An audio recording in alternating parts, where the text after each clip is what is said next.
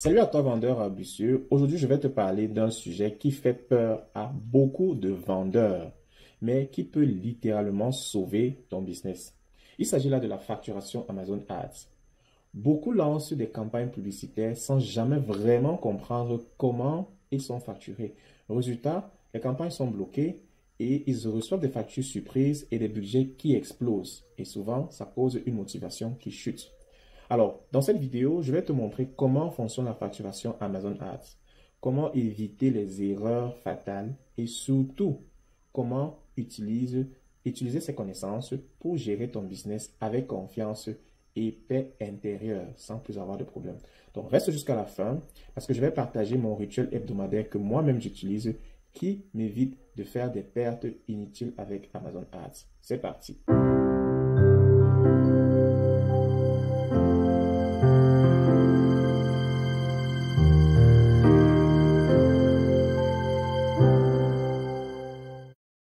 Quand j'ai commencé sur Amazon, j'étais comme beaucoup de personnes. C'est-à-dire, ils avaient juste lu, fini la formation et il fallait lancer des publicités et juste surveiller son cause.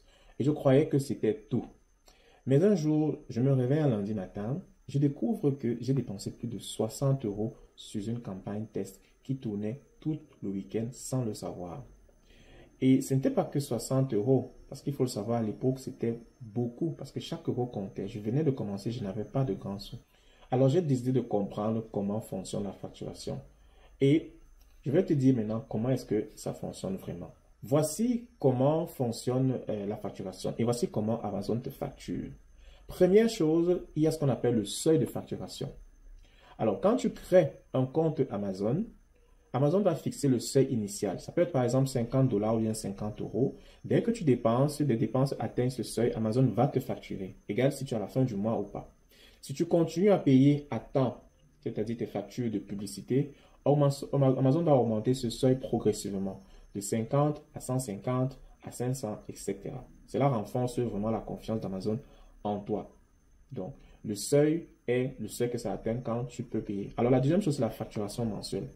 Alors, si tu n'atteins pas ton seuil avant la fin du mois, Amazon te facture quand même à la fin de ton cycle mensuel.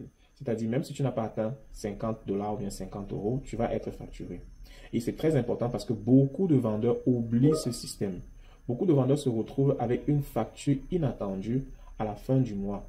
Donc, il faut toujours vérifier tes seuils et t'assurer que tu n'as pas de campagne qui est active alors que ça ne doit pas l'être.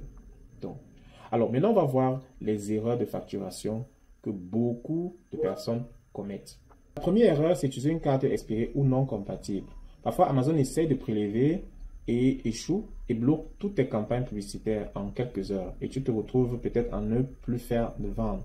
L'autre erreur qui est très courante, c'est une adresse de facturation incorrecte. Alors, si l'adresse enregistrée sur ta carte n'est pas la même que celle fournie à Amazon, le paiement est refusé par ta banque, bien évidemment, et cela aussi peut causer des perturbations dans ta publicité. Aussi, l'autre erreur, c'est que le seuil est atteint, mais il n'y a pas de méthode de paiement valide. Tu n'as pas déclaré, tu n'as pas dit à Amazon comment tu vas être payé. Et si ton moyen de paiement principal échoue et qu'il n'y a aucun moyen de paiement secondaire, tes ads, tes publicités sont suspendues, tout simplement. Et chaque fois que tu vas ajouter une nouvelle carte, il faut t'assurer de voir la date d'expiration de cette carte-là. Voilà quelques erreurs. Maintenant, il faut savoir aussi que tu peux être remboursé si tu sens que tu as fait une dépense, Amazon t'a retiré de l'argent pour la publicité alors que ce n'était pas le cas. Beaucoup de personnes ne le savent pas. Tu peux contester le prélèvement. Alors, comment est-ce que tu peux le faire? Il faut savoir qu'il te faut éventuellement avoir des preuves. Si tu penses que Amazon t'a facturé à tort, consulte d'abord les rapports de campagne. Tes rapports de campagne, vérifie l'attribution, surtout les campagnes de sponsor displays ou brand. Par rapport à un léger, il faut voir toujours qu'il y a un léger retard ou un décalage parfois à cela. Mais s'assurer que tu vas faire d'abord ton rapport afin de vérifier et de voir exactement où tu as été facturé. Et si ce n'est pas clair, tu n'avais pas de campagne, tu peux demander le remboursement. Donc, il faut faire ce document, il faut toujours télécharger ce rapport et faire une comparaison afin de voir comment ça fonctionne. Alors, l'autre chose aussi que tu dois comprendre sur la facturation est que c'est quelque chose qui est très important. Tu dois connaître comment ça fonctionne. Parce que voici la vérité. Amazon ne fonctionne pas comme Google Ads ou bien Meta Ads parce que leur système de facturation est différent et peut vite devenir un piège pour les vendeurs négligents. Surtout quand vous commencez à vendre et c'est quelque chose que je vois beaucoup de personnes faire, se plaindre que Amazon, ils reçoivent de l'argent, ils ont des commandes, mais Amazon prend tout dans les publicités. Et c'est quelque chose qui peut être évité. Donc, il faut être capable d'investir et d'avoir un plan clair. Alors, moi, ce que je vais conseiller et ce que moi, je fais d'habitude, c'est que je prévois d'abord un budget de marketing à part. C'est-à-dire, et ce que je recommande à toutes les personnes qui veulent vendre et réussir sur Amazon. Généralement, il y a cette possibilité que Amazon Ads peut directement prendre de la recette des ventes que vous avez eues, c'est-à-dire ce que vous avez dépensé pour la publicité.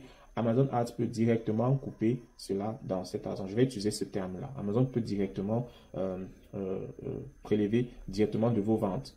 Alors, qu'est-ce qui se passe? Si vous avez fait une vente de 5 000 euros, prends comme ça, et que vous avez dépensé 1 000, 2 000 euros de publicité, Amazon va prélever ces 2 000 euros et ils vont juste vous renvoyer 3 000 euros. Sachant que vous allez en même temps aussi devoir payer des autres charges, les frais comme les frais de stockage, les commissions d'Amazon et les frais d'envoi et tout et tout. Donc, vous pourrez facilement vous retrouver avec 1500 ou bien 1500 euros pour vous sur ce gros chiffre d'affaires. Alors, c'est quelque chose que beaucoup de personnes voient souvent et viennent et se plaignent. Pourtant, ça peut être vraiment, vraiment très bien structuré et organisé. Et voici comment moi je fais. Alors, et c'est ce que je conseille toujours.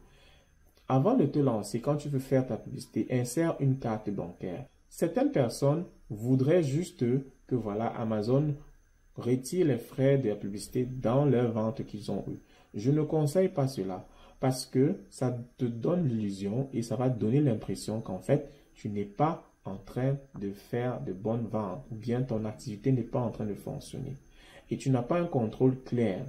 Alors, ça va te donner souvent le sentiment que tes frais ou bien ton argent, Amazon est en train de te facturer beaucoup plus. Et ce sont des choses qu'on peut éviter. Il faut savoir une chose, pour réussir dans le domaine de l'e-commerce et surtout pour réussir dans Amazon, il faut savoir contrôler ses dépenses, savoir quelles sont les poches de dépenses et comment est-ce qu'on peut facilement réduire cela. Alors, je vais te dire, je conseille toujours d'avoir un budget publicitaire à part. Tu vas insérer une carte bancaire où tu auras mis de l'argent pour la publicité. Si tu as décidé par exemple que pour un mois, tu vas dépenser 500 euros ou bien 500 $ pour la publicité, je t'assure qu'il y a cette somme dans cette carte-là et tu l'ajoutes dans le compte Amazon Ads. N'utilise pas le fait que Amazon n'accepte pas toujours l'option où tu vas être prélevé de tes ventes. Non. Tu mets cela. Ça va te permettre de voir clair et de savoir que sur mon budget que j'ai mis, voici combien j'ai pu dépenser. Alors, si tu te rends compte déjà que peut-être à la deuxième semaine, tu as déjà dépassé le seuil ou bien tu es déjà en train d'atteindre plus de 500, tu vas pas facilement comparer avec les ventes que tu as déjà eues et tu sauras déjà premièrement si ça se passe bien, si la campagne se passe bien.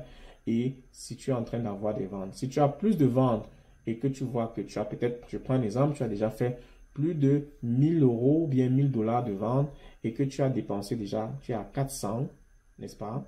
Et que tu es à la 3e semaine, il te reste encore 100 $ ou bien 100 euros. Alors tu comprends que peut-être le prochain mois, tu vas peut-être falloir augmenter un peu le budget pour pouvoir faire plus de ventes. Si c'est quelque chose qui t'arrange, alors tu peux garder comme ça. Mais c'est très important de faire la part entre ce que tu vas dépenser pour la publicité et ce que tu reçois. Parce que ça te permet d'avoir un audit clair pour savoir que voilà, j'ai mis 500 euros, Amazon m'a retiré, facturé 500 euros, j'ai eu tel nombre de ventes. J'ai eu par exemple 2000 euros de vente, 3000 euros. C'est très bon signe. Si j'ai eu plus bas que cela, si j'ai par exemple eu juste 500 ou bien 400 euros de vente, ça veut dire que ce n'est pas assez. À ce moment-là, c'est là où tu vas maintenant commencer à regarder quelles sont les publicités qui te coûtent les plus chères. Et tu vas commencer donc à optimiser. C'est très important, les amis, de connaître comment ce système fonctionne. Et ça va te permettre d'éviter vraiment des dépenses. Alors, j'espère que cette vidéo t'a vraiment aidé et que tu as pu vraiment apprendre quelque chose. N'hésite pas déjà à t'abonner à la chaîne afin de ne pas manquer des vidéos comme ceci. On se dit donc à très bientôt. Ciao!